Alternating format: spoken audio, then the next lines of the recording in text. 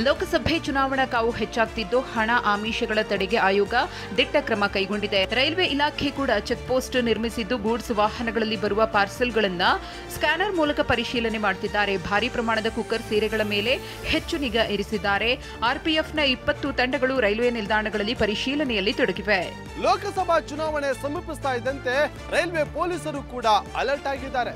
ಗಡಿ ಭಾಗದಲ್ಲಿ ಶ್ವಾನದಳದ ಮೂಲಕ ಪರಿಶೀಲನೆ ನಡೆಸಲಾಗ್ತಾ ಇದೆ. ಹೆಂಡ ಹಣ ಹಂಚಿಕೆಯ ಮೇಲೆ ಹದ್ದಿನ ಕಣ್ಣಿಟ್ಟಿದ್ದು ಅಕ್ರಮ ತಡೆಯೋದಕ್ಕೆ ರೈಲ್ವೆ ಪೊಲೀಸರು ಕೂಡ ಮುಂದಾಗಿದ್ದಾರೆ.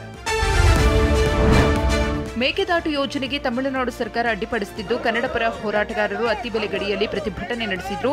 ಮೇಕೆದಾಟು ಯೋಜನೆ ತಡೆಯುವುದಾಗಿ ಡಿಎಂಕೆ ಪಕ್ಷ ತನ್ನ ಪ್ರಣಾಳಿಕೆಯಲ್ಲಿ ತಿಳಿಸಿದೆ. ಹೀಗಾಗಿ ವಾಟಾಳ್ ನಾಗರಾಜ್ ನೇತೃತ್ವದಲ್ಲಿ ತಮಿಳುನಾಡು ಸರ್ಕಾರದ ವಿರುದ್ಧ ಧಿಕ್ಕಾರ ಕೂಗಿ ಆಕ್ರೋಶ ವ್ಯಕ್ತಪಡಿಸಿದ್ರು. ತಮಿಳುನಾಡು ಸರ್ಕಾರಕ್ಕೆ ಮೇಕೆದಾಟು ಯೋಜನೆ ಅಡ್ಡಿಪಡಿಸುತ್ತಿರುವ ಎಂಕೆ ಸ್ಟಾಲಿನ್ಗೆ ಶಾಲೆಗಳ ಆರಂಭಕ್ಕೂ ಮೊದಲೇ ಕೆಲ ಖಾಸಗಿ ಶಾಲೆಗಳು ದಾಖಲಾತಿ ಶುರು ಮಾಡಿವೆ. ಮಾತ್ರವಲ್ಲ, 15% 30% ಶುಲ್ಕ ಏರಿಕೆ ಮಾಡಿರುವ ಆರೋಪ ಕೇಳಿಬಂದಿದೆ. ಬೆಲೆ ಏರಿಕೆ, ಸಿಬ್ಬಂದಿ ವೇತನ, ಶಾಲಾ ನಿರ್ವಹಣೆ ಖರ್ಚಿನ ನೆಪವೊಡ್ಡಿ ಶುಲ್ಕವನ್ನ ಏರಿಕೆ ಮಾಡ್ತಿವೆ. ಇನ್ನು 15% ಶುಲ್ಕ ಏರಿಕೆ ಅನಿವಾರ್ಯ, ಆದರೆ 30% ಶುಲ್ಕ ಏರಿಸಿದ್ರೆ ಪೋಷಕರು ಕೇಸ್ ಹಾಕಬಹುದು ಅಂತ ಖಾಸಗಿ ಶಾಲೆಗಳ ಒಕ್ಕೂಟ ತಿಳಿಸಿದೆ. ಶುಲ್ಕ ಹೆಚ್ಚಳ ಮಾಡಿದರೆ ಹೋರಾಟ ಮಾಡೋದಾಗಿ ಪೋಷಕರು ಕಿಡಿಕಾರಿದ್ದಾರೆ. 10% ಏರಿಕೆ ಆಗಲಿ 30% ಏರಿಕೆ ಆಗಲಿ ಅದು ಹೊರೆನೆ.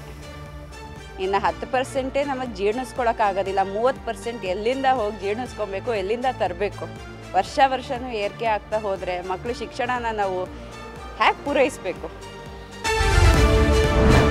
ಬಯಲು ಸೀಮೆಯಲ್ಲಿ ಆಪಲ್ ಬೆಳೆದು ಅನ್ನದಾತ ಬೆರಗು ಮೂಡಿಸಿದ್ದಾನೆ. ಹೊಸಕೋಟೆ ತಾಲೂಕಿನ ಸಿದ್ದೇನಹಳ್ಳಿಯ ರೈತ ಬಸವರಾಜ್ ವಿಜಯಪುರದಲ್ಲಿ ರೈತನೊಬ್ಬ ಸೇಬು ಬೆಳೆದಿದ್ದನ್ನ ಯೂಟ್ಯೂಬ್ನಲ್ಲಿ ನೋಡಿದ್ರು. ಇದರಿಂದ ಪ್ರೇರೇಪಿತರಾಗಿ 450 ಗಿಡಗಳನ್ನು ತಂದು ನಾಟಿ ಮಾಡಿದ್ದಾರೆ. ಯಾವುದೇ ರಾಸಾಯನಿಕ ಬಳಸದೆ ಕಪ್ಪು ಮಣ್ಣು, ಹೊಂಗೆ ಹಿಂಡಿ, ಬೇವಿನ ಹಿಂಡಿ ಹಾಕಿ ಆಪಲ್ ಬೆಳೆದಿದ್ದಾರೆ.